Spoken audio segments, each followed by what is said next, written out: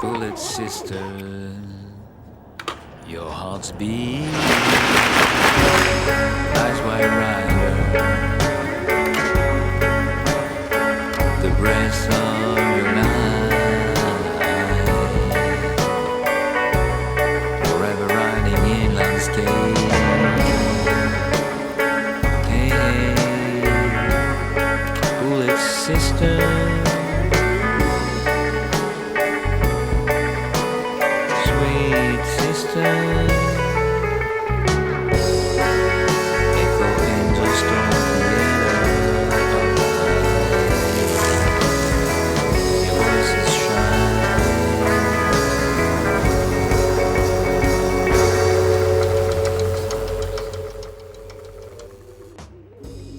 Christine, this is a very significant time. This show comes at a significant time for Parasol Unit as its last show, but it's your first major solo show in the UK. Well, it's a major significant event and I'm very proud to be invited from Parasol Unit.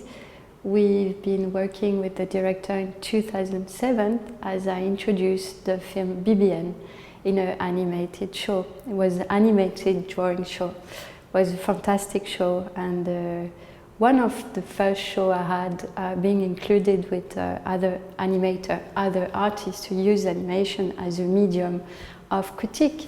And I am invited once again. It was 2007, now it's like 13 years, and it's great to see a journey, to see the pieces I've made since then. I think it's a new beginning, and also it's wonderful to have been collaborating with Ziba all this time, and it's nice to see our journey together too.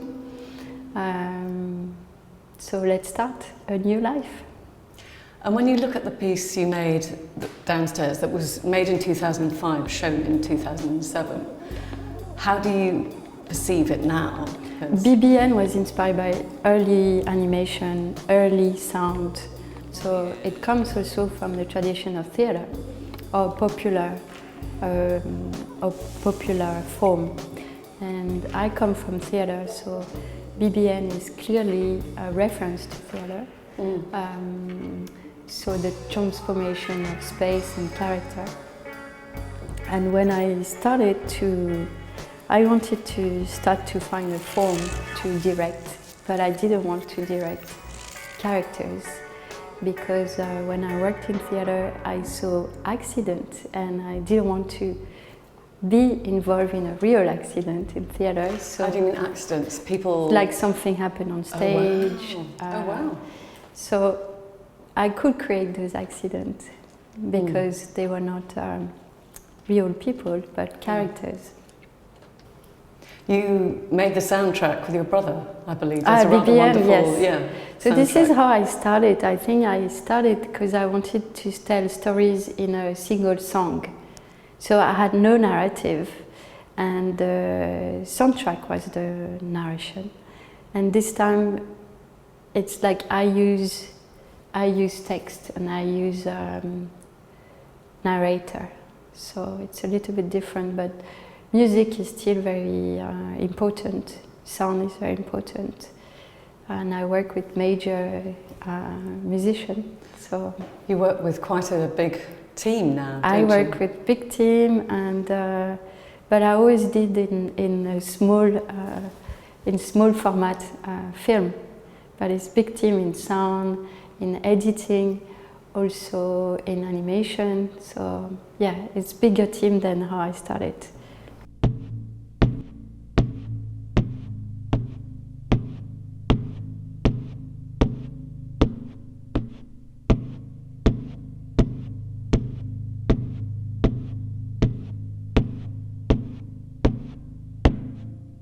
Tell us a little about the square, how you came up and where you came up with that idea. The and when. Square. So I visited Egypt and I visited this area before the Arab Spring. In 2011? Yeah, I visited before. And when it happened, I wanted to mimic what was going on. And I took quad quad from Beckett, and Beckett has been writing mime, and I was thinking how to mime political revolt or political movement. You know, there's the Commedia dell'arte. He's mimicking the politician. So I thought of that, and I thought, how can it be happening at the same time? So I reenacted the choreography of quad, which are characters shuffling in a square and avoiding the center. I think Beckett was inspired by prisoners that he was seeing, like just walking around. And I replaced it with elements of wood, metal, terracotta, and plaster. And it's shot on the plaster. Is it important what these elements represent? They are representing how you make sculpture and how you make cities. And also at the time I was studying at Columbia, so I grabbed those elements in the sculpture department. So yes, I think for me it was important. So I shot it for 1 month, imitating the choreography of Beckett, which is a piece for 9.5 minutes. And after 2 minutes of animation, I break the square. I couldn't do it anymore. But this is the repetition. But also this is when I start to use animation as a collective social critique. So the collective became a subject for me to dig in. So the square was a way to mimic, to imitate the revolution elsewhere. So the echo of the new form of revolt, which also use internet, Facebook and other medium that you wouldn't have a leadership. So that's why there's no center in the performance of the square. You have chosen a particularly painstaking, laborious and analog form of filmmaking, haven't you? Which does require lots of patience. Lots of patience for months and months and months, and lots of, I don't know, it's to be with your mind and to be really close to your subject, and being patient to go through a journey in the mind. It's very psychological experience where your psyche is involved further and further. It's layers down, you know, you excavate. It seems even more resonant now, though, in 2020, when we are so used to consuming digitally produced entertainments, to watch something that has been drawn by hand, every single frame, and thought through. And this manifestation of thinking through drawing is really attention-grabbing. Yes, it's very strong, and also like it's an enduring image. Tell us about the critique elements of the first two pieces that we see downstairs. The critique element, I think animation is a perfect medium for this. It's a minor medium, it's not film. It's like drawing is not painting. It's perfect, you can manipulate anything you want and you can critique directly. There's also a response in the second piece to how dictators used or co-opted the kind of style almost of animation to get their message across. It's early manipulation. I am using the deception also that the film used. So I think using illusion to reveal the propaganda deception. So it's true that there's a lot of deception in the way I use film. But it's a playful deception. It's a playful deception, I can't help it. Yeah. Because it's like mimicking them, mimicking themselves. Yeah, it's true, there's a lot of... Yeah, it's satirical play, it's an old format. Yeah, so they are designed as performance sets. Yeah, they are designed of performance. I think there's an element of performance in each piece, in a way. Because like you see it in quad, in the square. You see it as BBN, as the performance is failing. There's a lot of fail. Like the character of the ventriloquy is supposed to perform, but he doesn't manage. Yeah, there's a lot of performance. Even in this last film, there's a performance element how performer shows the characters, show the drawing. And a lot of explosive endings. Exactly. Which is very true to the early cartoon formats, the Tom and Jerry or any of the... Even the sound. Yeah. You were saying that you had been trained as a set designer and worked in theatre, so there's this sense of being drawn into a kind of artificial world. Yeah, you see the reference to theatre in BBN because you have entrance wind, so the narrative is very theatrical, but it's when you shoot on 35 and 16, you're seeing a reverse theatre because you're looking at the box. So basically, it's like trying to enter the mind of trauma, trying to enter the trickery behind the theatre. So it's revealing what is behind.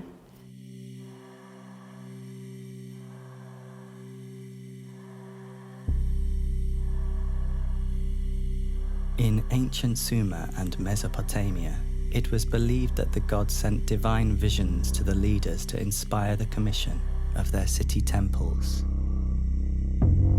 Here, Gudea, king of Lagash, seeks the assistance of Nanshe, goddess of prophecy, to translate the visions that came to him in a dream.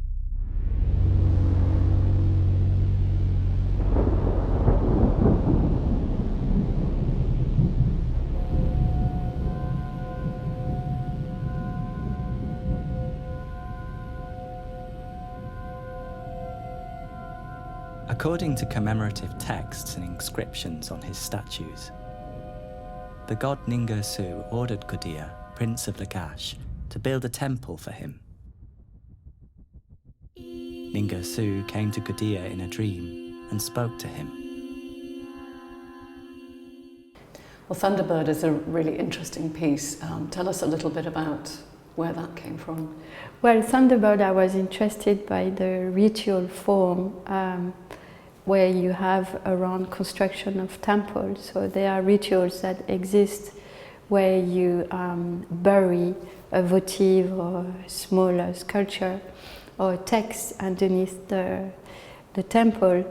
In case the temple is destroyed, then those texts will stay forever, and they hope to be reconstructed, or they hope to be cared. And so after Palmyra, I follow a group that were working on rescue archaeology in Iraq that are doing exactly this. They are rescuing the image somehow. So it was a perfect introduction to how I could follow on this subject with making a piece around Near East monuments and how to conserve them. But it's about the construction and the very origins of the idea for that monument, isn't it? The animation takes us through a dream and a vision. So yes, because around those rituals, dreams and vision were also a form of ritual. So when a temple had to be constructed, it was commissioned by God, and the God will send a vision to the king to let him know that he has to build a temple. So dreams, omens are buried, and I think this is so beautiful. And I work with dreams, and I work with hallucination. Often it is about a dream. So it was a perfect metaphor for me. And you were conversing with the archaeologists while you were creating the animation? Yes, right? Exactly. So what happened is when they went on site, they saw the Thunderbird, so the avatar of the god. They saw it on the floor, and somehow when they started to excavating, because they knew it was the site of Gudea, there was thunder, and it was not supposed to rain at this time, so they knew something was happening. So he sent the sound of the thunder, and I don't know if you know the beginning of the film starts with the thunder. So it was following conversation and images and dialogue constantly. So I think more and more I try to think how how could I represent a divine landscape? I felt that there was attraction to the divinity, how to bring this, and the archaeologist saw that it was very similar to how he felt on site. So there's a wonderful moment at the end of the film where you see the archaeologist stroking a brick. Can you tell me about the discovery yes. of that brick? So also I thought how at the time how were they making a temple? So there's also a ritual of the brick, and the ritual of the brick is showed by the king, who has to instruct his people.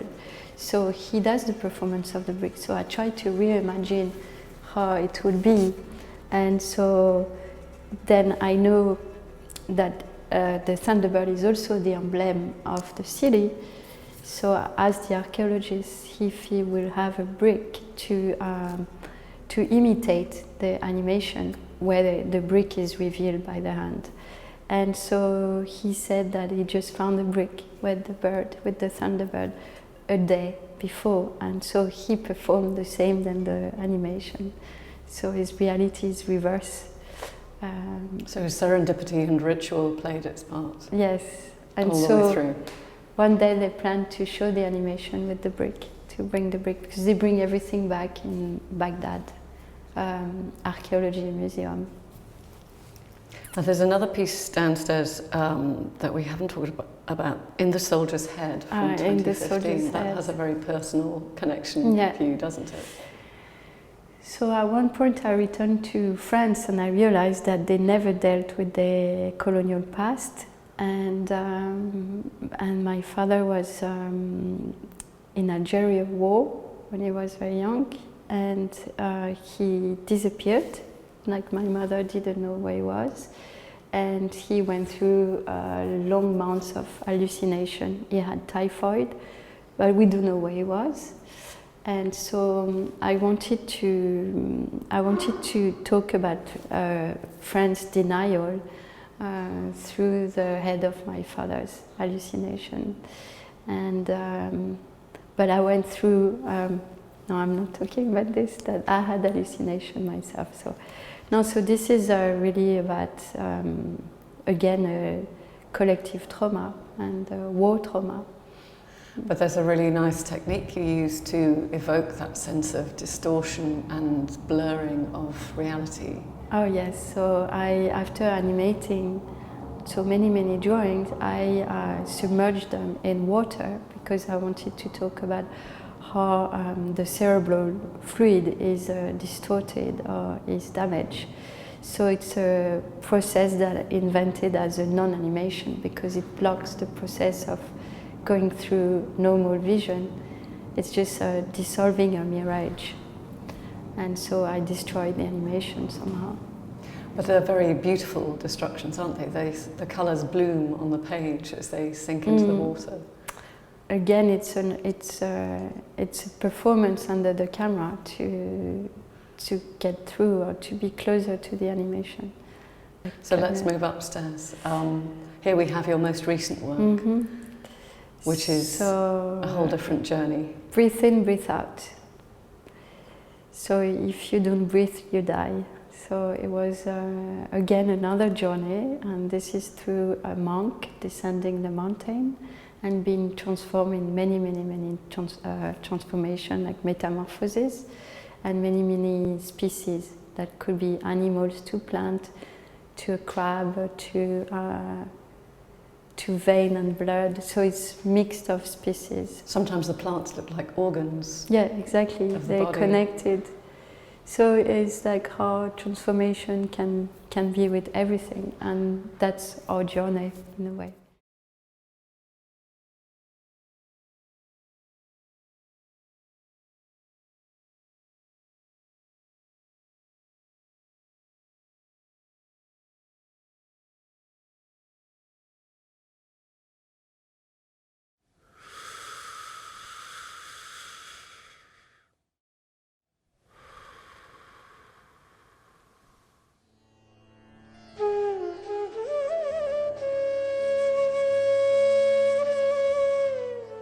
I have often dreamt of it, to possess the power of caterpillars, to see wings loom up from the worm's body, to fly instead of creeping on the ground, to lean against the air and not on the stone, to pass from one existence to another without having to die, and to be born anew and thereby rock the world without touching it. The most dangerous form of magic, the life that is closest to death.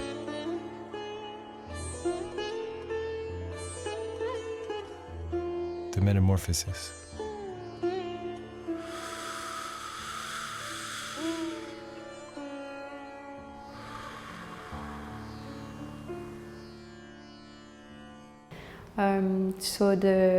I was inspired by a text from Emmanuel Kocha, who is a philosopher, and I went to Thailand in Chiang Mai, and I met many performers that imitate nature. Like I did a film about a man who becomes a butterfly, so it was a very inspiring journey. And when I met curator artist who I share an epiphany with, who became a monk, and listening to his journey, I decided to start with the monk. So this is the new film. And this has been seen once previously? Once previously. The film was commissioned by the Fondation Cartier, and when they asked me what I wanted to do, I wanted to become a tree, and I wanted to develop encyclopedia of life encyclopedia. And I proposed also that the philosopher will be the narrator. And I did it, and it was a wonderful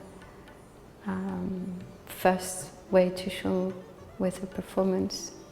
And that's my premiere in the UK of the film.